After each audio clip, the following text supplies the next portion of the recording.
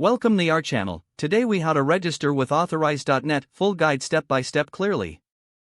To register with Authorize.net, start by visiting their official website. Locate the Sign Up or Get Started button on the homepage. Click on the button to proceed to the registration page. You will be presented with different pricing plans. Choose the plan that best suits your business needs. Click on the Sign Up button for your selected plan. Fill out the required personal information, including your name, email address, and phone number. Create a secure password that meets the specified criteria. Next, provide your business information, such as the business name, address, and type.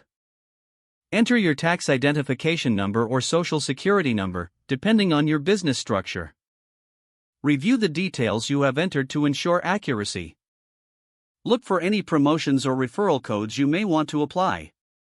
Accept the terms and conditions by checking the appropriate box. Once you have verified all information, click the Continue or Submit button. You may receive a confirmation email shortly after submitting your application. Follow any instructions in the email to verify your account. After verification, log into your Authorize.net account using your email and password. You will be guided through the setup process to configure your payment settings. Select your preferred payment methods and configure transaction settings. Ensure that you enter banking information for deposits and withdrawals. Review your settings and make any necessary adjustments. Once set up, you can start integrating Authorize.net with your website or application. Finally, test the payment gateway to ensure everything is functioning properly. If the page does not load, refresh the browser or try again in a private or incognito window.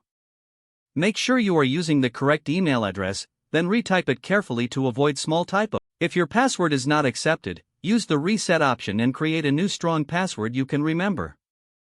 Check your spam folder for verification or security emails, then complete any requested confirmation steps. Enable two-factor authentication if available to improve account security and reduce unauthorized access risk. Don't forget to like this video and subscribe to our channel for more step-by-step tech guides.